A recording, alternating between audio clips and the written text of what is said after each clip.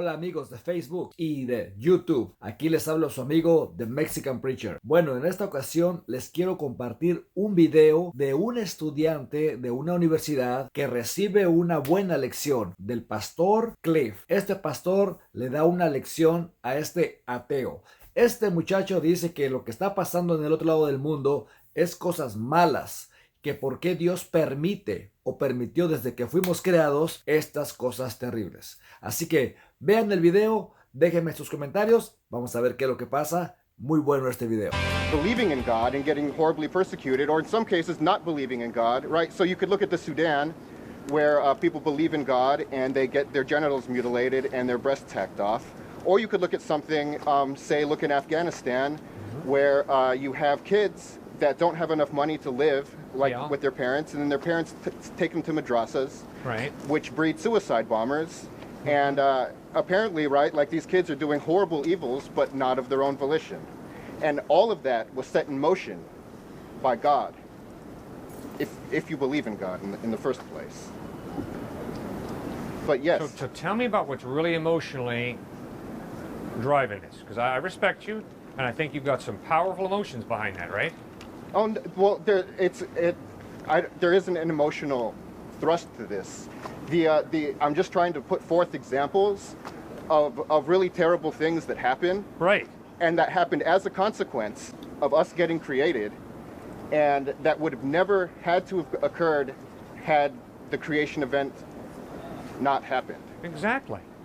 And obviously, it seems to me, the reason you use the illustrations you did is because you have a conscience and a rational mind that convinces you that what is happening in the Sudan and in Afghanistan is really evil, wrong, destructive. Well, I agree with it being destructive, but I think it's much more easy for me to rationalize what happens, all these evil things that happen in the world, or things that we would say are destructive, by removing God from the picture and saying that people are going to act like people. Because if you look around in nature and everything, there's this underlying theme of a world that is not nice and that is not at all ideal. Okay. The reason that I cannot do what you just recommended is because if I take God out of the picture, what is happening in the Sudan and in Afghanistan is not ultimately evil. It just happens. Exactly. It just happens.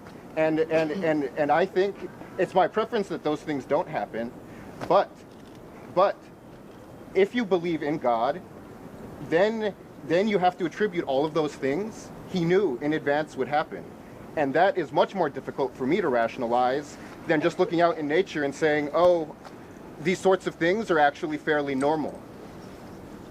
If you wipe God out of the picture, what is happening in Sudan and in Afghanistan is not ultimately evil. It just happens. Okay. I don't think you can live that out. I think, and I'm grateful, that everything within your conscience and your emotions and your rational mind tells you that is evil. The only way you can say that, sir, is if there is a real objective evil and a real objective good. No. It's pretty clear to me that morality is very, very elastic. Like for example, in Inuit culture, it was very normal to, if you had children born with defects or something, to not let them live. And we would all, because we have the benefit of having all of these resources and things, we would morally object to that. But in that culture, if they were to be able to continue to persist, those sorts of things were okay. Well, then in light of the fact that that culture in Sudan says it's okay, why do you have such a problem with it? I have a problem with it. My problem with it, the central issue is that I'm claiming that God never should have created the human race. You don't believe there's a God, right? No, I don't believe there's a God. Right. But I'm trying to take this back. The whole reason I brought these up, and we can go back to me not believing in God in a minute, but I claim that if you have foreknowledge of all of these bad things that would happen, right, then that is completely out of line with what you claim to be God's character. Well, obviously, I agree. But you see, the problem that I am afraid you're not willing to fess up to is that all of that emotional outrage that you experience over what's happening in Sudan and Afghanistan is inconsistent with your worldview that says there is no God. Why? Because if there is no God, there's no intangible value of worth of a human being, or of justice, or of compassion. Sir, things just happen if there is no God. One is not right, the other's not wrong. One is not good, the other's not evil. It just happens. You can't live that out. Your whole problem with God is based on your moral outrage over why this real evil happens, and God knows about it. You see, you can't have it both ways, sir. But you're not addressing I'll what get there. I first I'll get there. What I first wanted to address. Don't We can worry. go back to my disbelief in God in a minute. All right. But you see, but you started with moral outrage. Yeah, okay. All right? But So don't, come on, okay, I'm not jumping to anything. The moral outrage. Yes? The moral outrage is that God knew that this would happen from day one. That's that an is not- intellectual problem you're having with my worldview. You don't believe there's a God. So don't give me your moral outrage over what's happening in Sudan and Afghanistan, because you have no basis for any moral outrage. But you're still not okay. Then I will remove. Thank you. Okay, then I will say for the minute, for right now, that I'm not morally outraged. No. You better be Okay. consistent. You know very Okay. well, not just for the minute, for your life, what they do in Afghanistan, it's their culture, they do it. No, That's cool. No, you're not addressing my first point. I'll get there, don't worry. But you No, were we the need one to who get started. there now. We You need to get started there with now. moral outrage. If you start with moral outrage, I have every right to go right after you. Okay. If you don't start with moral outrage, I can't.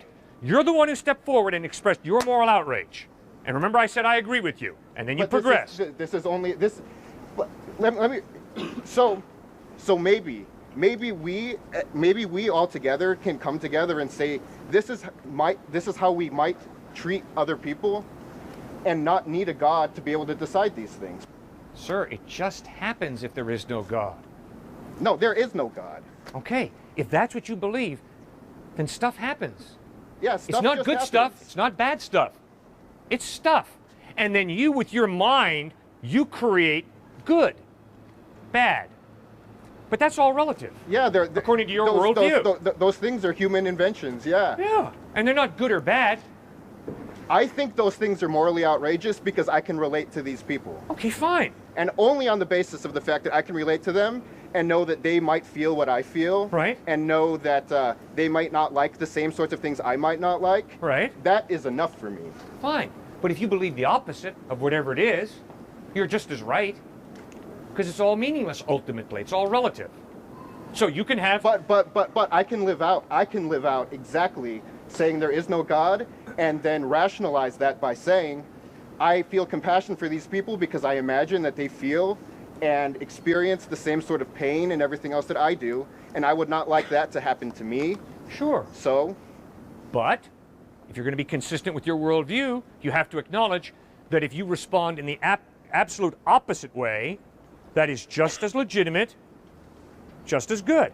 for that person, I will go out and say that they're wrong. I will say that person is wrong.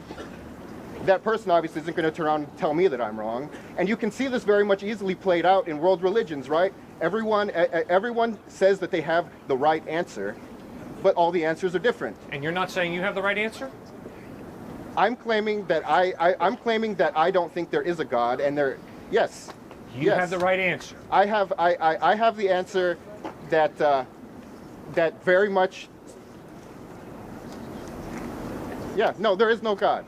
Simple. That's the right answer, right? I have no reason to believe in God. Let's put it that way. That's Okay. much better. Fine, and you're making a truth claim. There is no God. I have no reason to believe in God. Fine. I respect your right to believe there is no God. Intellectually, I don't respect you if you're going to tell me, I believe there is no God, but what they're doing in Sudan and Afghanistan is absolutely evil. No, I didn't say it's absolutely evil. I said that I'm claiming it's evil because I say that it's wrong. Good. But with Only because I say that it's wrong. Fair enough. And everyone else here probably also says that it's wrong. You see, if you believe that your opinion about Sudan, which you hold very strongly, the opposite could be equally true, why do you have so much emotional outrage? Well, I don't know why I have so much emotional outrage. I suppose I could make something up for you. I just don't like it. It's simple. Good. All right, then let me take a jump here. I think the reason you have such emotional outrage is because you know down deep that what they're doing in Sudan and Afghanistan is not relatively wrong, it's objectively, absolutely wrong. No, absolutely not. Okay. I do not believe that. All right. I believe that I think that it's wrong on the basis of what I already explained. They feel, I think that they feel how I feel, and I would not want that upon anybody else, so I claim that it's wrong. Okay. Well, obviously, I think you can see where I'm coming from in terms of why I believe God exists. Because I am convinced that the emotional outrage that you expressed beautifully about what's happening in Sudan and Afghanistan shows that you're tied into reality. And reality is there's an objective moral that is totally being violated by people. No, that is not reality. Reality is that I think that they feel how I feel, and I don't wish that upon them, and so I claim that it's wrong. Reality is not objective in the way that you are claiming. Okay, and that's where we disagree.